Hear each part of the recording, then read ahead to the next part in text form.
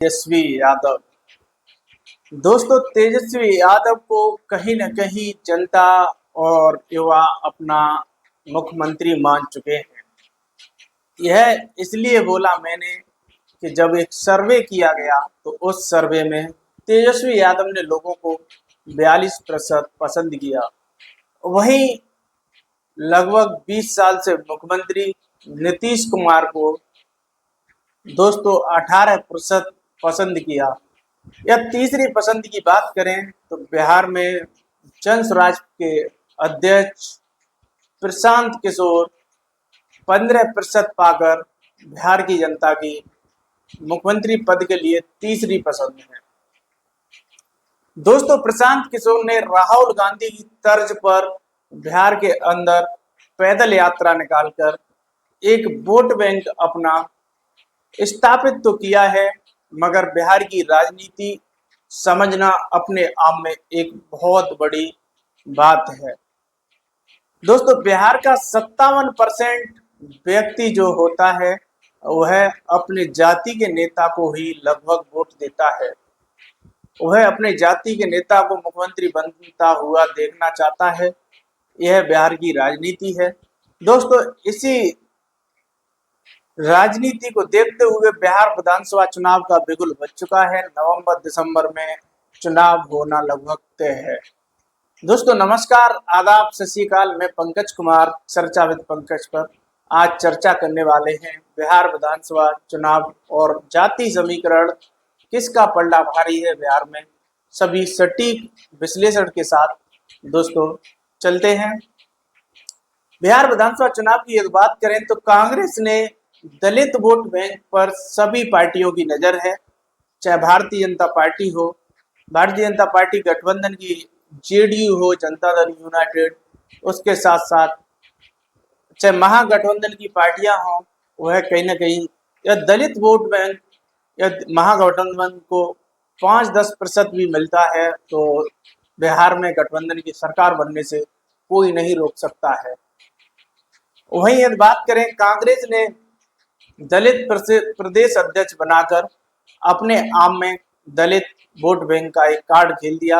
यदि बहुजन समाज पार्टी अपना प्रत्याशी बिहार के अंदर उतारती है तो कहीं ना कहीं यह कांग्रेस का जो दलित कार्ड है वो चले या न चले, क्योंकि बहुजन समाज पार्टी के जो वोट बैंक है, दलित वोट बैंक है, वह कहीं ना कहीं उसका अपने आप में मजबूत और ठोस दलित वोट बैंक है। दोस्तों, कांग्रेस ने दलित चेहरे राजेश राम को प्रदेश अध्यक्ष बनाकर कहीं ना कहीं दलित कार्ड खेला है। वहीं राहुल गांधी जो लोकसभा के अंदर विरोधी दल के नेता हैं और कांग्रेस के नेता हैं, उन्होंने दलित छात्रों से सम्मान कर साथ साथ ज्योतिबा फूले फिल्म देखकर दलित वोट बैंक को साधने की कोशिश की है।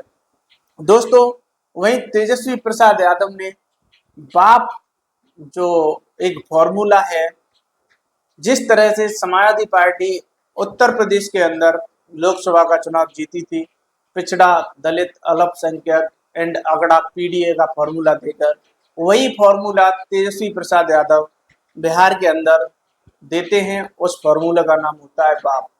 दोस्तों, बाप का मतलब है बैकवर्ड, अगड़ा एंड ए टू जेड और पुअर जो गरीब लोग हैं उन्हें तेजस्वी प्रसाद यादव साथ लेकर काम करने का काम करेंगे।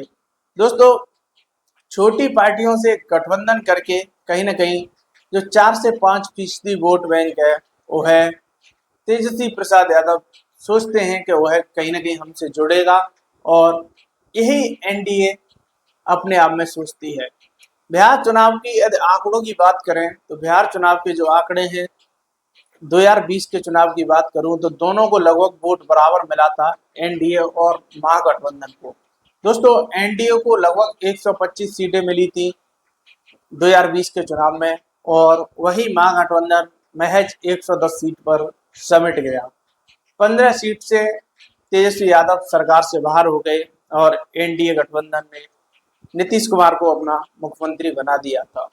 दोस्तों, यदि बात करें 243 विधानसभा सीट बिहार के अंदर हैं और 243 विधानसभा सीट में से 38 सीट कहीं ना कहीं दलित लोगों के लिए आरक्षित हैं। यदि उन विधानसभा सीट के नतीजों की 20 की बात करूं तो उन नतीजों में से 21 सीट पर एनडीए जीती थी, भाजपा और भाजपा के सहयोगी दल। वहीं 17 सीट पर आरजेडी की अगुवाई वाले जो भी दल हैं वह चुनाव जीते थे। दोस्तों कहीं ना कहीं भाजपा और एनडीए गठबंधन बिहार के अंदर चाहता है कि पीएम मोदी की रैलियां कराकर हर विधानसभा चुनाव जो है वो जीतने की फिक्र और फक्र में है। मगर कहीं ना कहीं बिहार की राजनीति में हमेशा जाति समीकरण और क्षेत्रीय प्रभाव व विकास के मुद्दे हमेशा प्राथमिकता दी है लोगों ने। दोस्तों बिहार विधानसभा का जो चुनाव है वो अपने आप में जाति समीकरण पर, विकास के मुद्दों पर और क्षेत्रीय प्रभाव हमेशा लोगों के नजर में रहता है। यदि वहीं आगे यदि बात करें दोस्तों, प्रशांत किशोर प्रशांत किशोर जो जनसुराज पार्टी के अध्यक्ष हैं और एक ब्राह्मण चेहरा। दोस्तों कहीं ना कहीं कुछ लोगों का मानना है कि ये भारतीय जनता पार्टी की बी टीम है। वहीं दोस्तों वह राहुल गांधी की तर्ज पर बिहार के अंदर लगातार पैदल यात्रा करके अपना वोट बैंक लगभग 10% बना लेते हैं। वह उन्हें उपचुनाव में देखने को लिए भी मिला।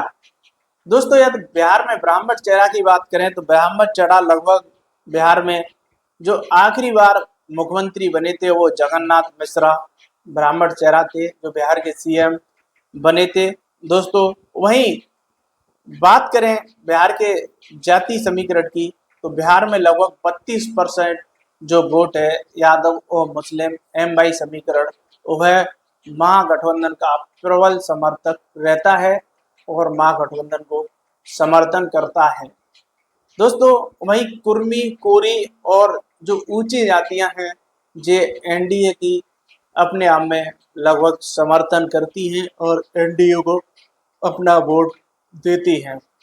दोस्तों यदि बात करें गठबंधन की तो एनडीए के साथ गठबंधन में जीतन राम मांझी की पार्टी, हिंदुस्तानी आवाम मोर्चा और लोक जनशक्ति पार्टी रामविलास, ये सभी पार्टियां एनडीए के गठबंधन की पार्टियां हैं। उसके साथ साथ उपेंद्र कुशवाहा की जो पार्टी है राष्ट्रीय लोक मंच वह भी एनडीए गठबंधन का हिस्सा है।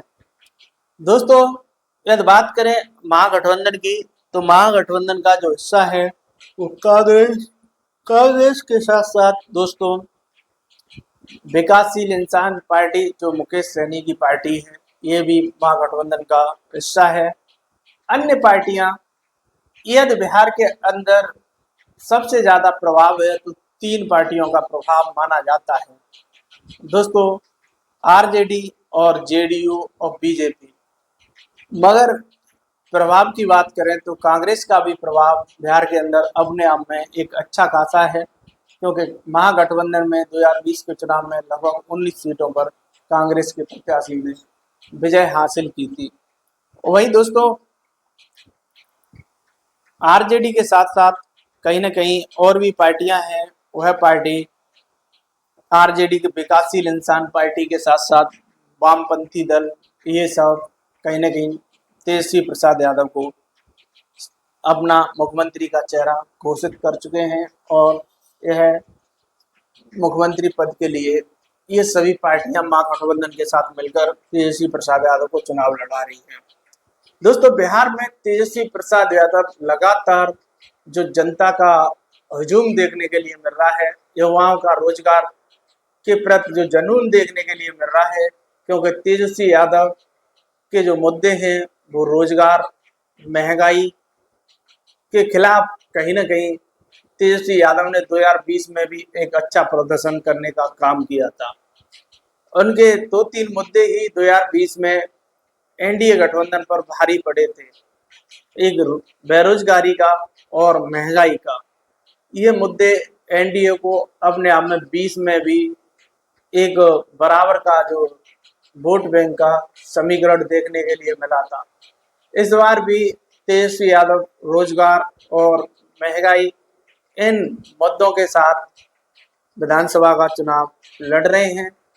वहीं मेरा कहीं ना कहीं मानना है कि यदि जो एक सर्वे है, उस सर्वे में युवाओं की पहली पसंद भी तेजस्वी प्रसाद यादव मुख्यमंत्री के रूप में बन चुके हैं। दोस्तों, इस वीडियो बनाने का उद्देश्य किसी की जाति को या किसी भी व्यक्ति को ठेस पहुंचाना नहीं है, सिर्फ सटीक और एग्जिट विश्लेषण करने का काम किया है। यदि आपको ये वीडियो अच्छा लगे तो लाइक, कमेंट और शेयर करें। चैनल को यदि सब्सक्राइब नहीं किया है तो हमारे चैनल चर्चा विद पंकज को सब्सक्राइब करें।